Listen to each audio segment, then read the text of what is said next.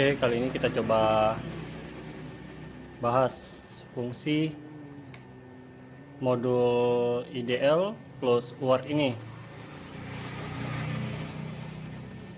Jadi di sini ada dua fungsi utama, yaitu IDL mode pada smartphone seperti Xiaomi, MediaTek, Spreadtrum, MediaTek, Motorola, LG, Xiaomi dan Samsung. Di sini switchnya. Nah, di sini ada tombol untuk aktif IDL.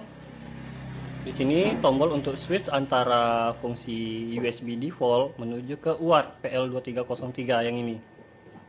Jadi pada modul ini tidak butuh lagi namanya konektor RJ45. Jadi langsung via USB, hanya tinggal switch saja tombol biru ini. Jadi tidak usah panjang-panjang. Bagaimana cara penggunaannya? Di sini jika belum ditekan, dia akan mode USB default. Jika ingin melakukan IDL seperti Xiaomi, di sini pada nomor 1 dan 2 ini koneksinya data plus dan com. Xiaomi dia terkoneksi sama data plus. Kita naikkan yang data plus, lalu kita naikkan juga untuk yang Xiaomi. Seperti ini. Nah, lalu kita tekan tombol hijau ini, hubungkan ke HP Xiaomi. Maka otomatis handphone Xiaomi tersebut akan langsung masuk ke IDL mode. Begitu juga untuk handphone selain Xiaomi. Selain Xiaomi, dia terkoneksi ke com. Jadi kita naikkan com. Contohnya handphone Samsung, kita naikkan yang Samsung. Jangan lupa diturunkan yang lainnya. Tekan tombol IDL, hubungkan ke handphone lalu lepas. Jadi sangat gampang. Nah, untuk perpindahan ke UART, kita cukup menekan tombol ini, tombol biru. Sekarang kita lihat pada device manager. Di sini belum tertera port com. Sekarang kita tekan tombol hijaunya. Di sini sudah tertera port dan com. Kita klik di sini Prolific USB to Serial COM 6. Nah, yang harus dilakukan adalah mengubah baud rate pada serial converter ini. Sekarang klik kanan, lalu klik Properties. Pada bagian port setting, defaultnya adalah 9600. Sementara untuk repair handphone seperti smartphone dan yang lain itu butuh di 11.500. Jadi kita tinggal turunkan ini, kita ganti ke sini. Nih 115.200. Kita klik lalu kita okekan. Barulah ini bisa untuk repair smartphone seperti unlock jaringan, repair image dan lain-lain. Nah, sekarang kita akan contohkan. Di sini ada handphone Samsung GT C3520 terkunci SIM atau SIM lock. Jadi kita akan merepair handphone ini untuk membuka kode SIM-nya. Langkah pertama di sini kita gunakan software Octopus Crack. Jadi kita tidak harus membeli software box Octopus yang seharga 3 juta, cukup dengan Crack aja. Jadi langkah pertama kita tentukan tipe handphonenya. Di sini sudah GT C3250. Lalu pada bagian kompor kita pilih COM 6 sesuai yang ada pada device manager ini. Di sini COM 6. Yang baud rate-nya sudah kita rubah ke 11.500. Lalu langkah selanjutnya kita read info. Kita biarkan aja sebentar. Yang harus dipastikan ini handphonenya Samsung. Di sini pada bagian modul IDL, di sini ada 3 resistor UART. Karena ini handphonenya Samsung, kita naikkan yang 560. Yang tengah kita naikkan. Setelah kita naikkan, ini handphone harus dalam keadaan mati. Lalu tahan tombol tengah. kita pasang USB-nya.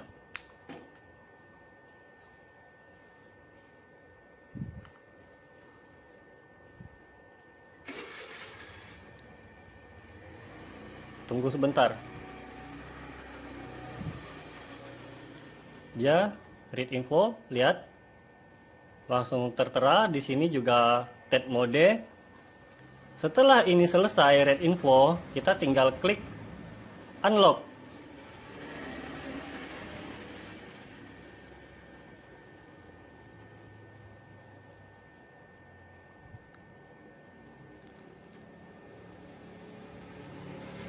Nah, kalau tidak mau terhubung, kita ulang lagi langkahnya. Kita cabut dulu.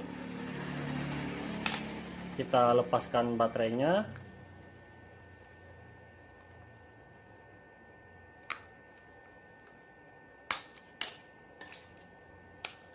Lalu kita pasang lagi. Tahan tombol tengah, biarkan softwarenya berjalan. Lalu pasang modul UART ini. Tetap ditahan tombol tengah.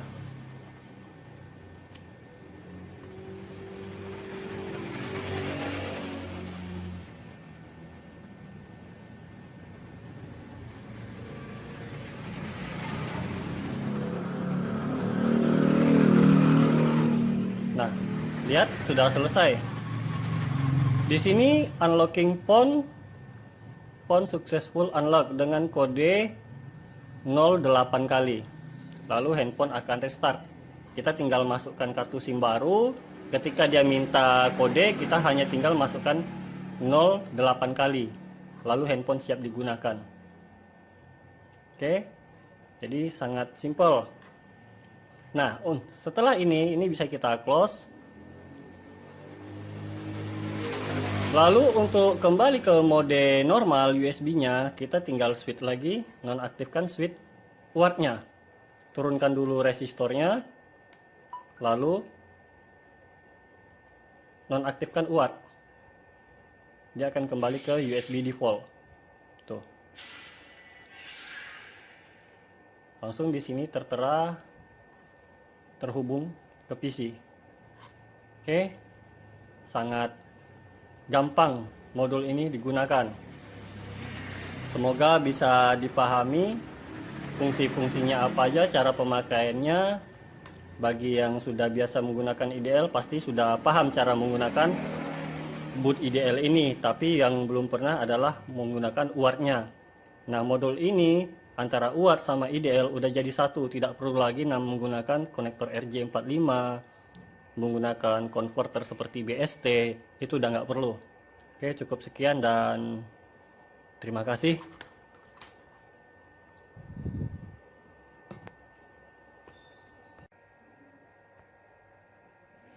Oke, fungsi kedua kita akan jelaskan. Di sini ada, lihat ini kabel menuju ke VBAT. Ini bukan kabel seperti modul lainnya karena arusnya sudah dibatasi menggunakan sebuah dioda. Jadi biarpun tegangannya 4,5 volt, tapi dengan arus yang hanya maksimal 2 ampere, ini sangat aman digunakan untuk VBAT. Groundnya diambil dari ground USB ini. Terus di sini akan saya jelaskan fungsi dari charging detector. Nah, sekarang di sini ada sebuah handphone. Sekarang kita tes dulu menggunakan modul power bank. Di sini LED biru belum nyala, hanya LED power yang nyala. Kita coba charger power bank untuk mendeteksi apakah sistem chargingnya normal atau tidak. Lihat, LED birunya menyala. Terus di sini sudah charger. Apabila kita cabut, dia mati. Sekarang pada handphone Oppo kita tes. Dia langsung nyala biru. Lalu kita lihat pada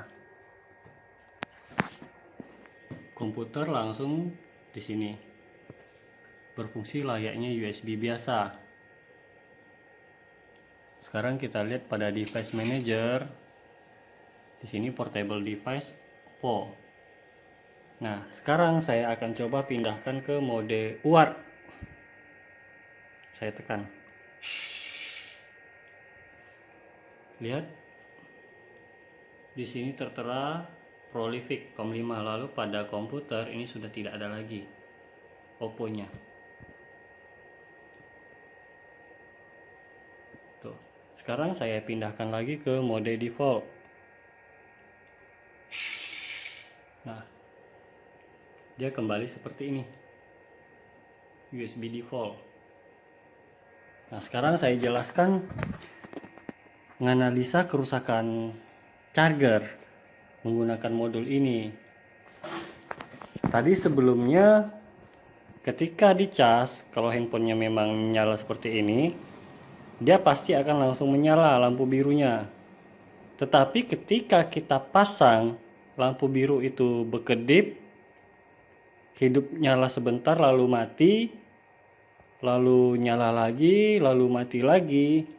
Itu berarti baterai mengalami kerusakan. Kenapa? Ketika dia menyala, itu berarti IC charger sudah merespon. Otomatis jalur pada konektor chargernya tidak mengalami masalah. Lalu jika dia tidak berkedip sama sekali, berarti kerusakan antara ada pada jalur input, yaitu pada konektor. Lalu jika dia berkedip sekali lalu tidak berkedip lagi, itu ada pada IC chargernya. Jadi ketika ada input pada IC charger, dia akan berkedip, merespon ada pemakaian arus, dia akan menyala. Tetapi karena IC charger rusak, tidak diteruskan ke baterai, makanya dia mati. Nah, jika tadi baterainya yang bermasalah, tegangan input sudah masuk ke IC charger merespon, dia menyala. Tetapi ketika akan diberikan ke baterai, baterainya sudah tidak mau menerima, otomatis IC charger itu akan restart perintahnya. Maka dia berkedip lagi, lalu nyala lagi gitu kan.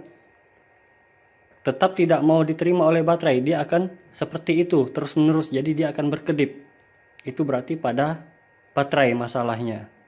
Tapi jika tidak berkedip sama sekali, itu ada pada jalur inputnya, yaitu konektor chargernya, bisa jadi putus. Tetapi jika hanya berkedip sekali lalu tidak berkedip lagi, kerusakan pada IC charger. Oke, semoga bisa dipahami menganalisa bagian charging menggunakan modul ini.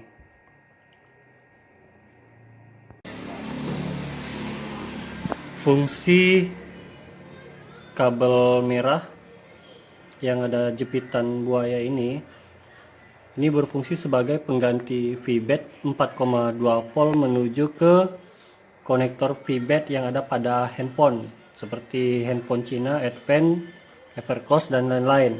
Jadi tidak butuh baterai lagi untuk melakukan flashing. Sekarang kita coba ukur betul nggak tegangan di klip ini 4,2 volt sesuai baterai. Lihat di multimeter itu masih menunjukkan 0. Sekarang kita letak probe hitam di ground. Lihat di situ 4,2 volt sesuai dengan tegangan baterai. Biarpun inputnya dari USB ini 5 volt, tetapi pada klip ini sudah terkunci 4,2 volt. Tuh. Nah, sekarang kita lihat pada komputer ini masih mode pengecasan dan MTP. Ketika ngecas lampu biru ini akan nyala.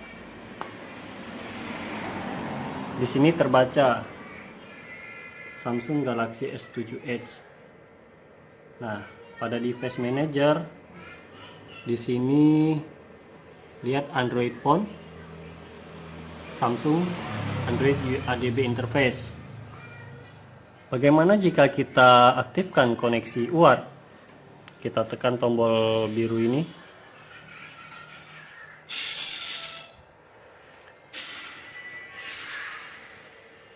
Nah, di sini langsung tertera port COM prolific USB to serial COM port COM6.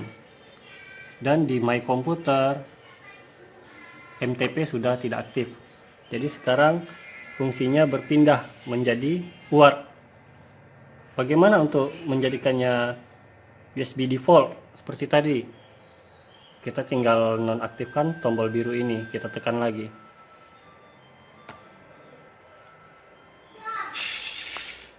Nah, dia kembali menjadi Samsung Android ADB interface, dan di sini akan terbaca lagi S7Edge. Oke. Jadi yang merah ini digunakan untuk pengganti tegangan baterai menuju handphone yang memang baterainya bisa dipisah. Contoh seperti Samsung Galaxy V ataupun yang lain yang baterainya memang bisa dibuka. Oke, cukup sekian. Selamat menggunakan.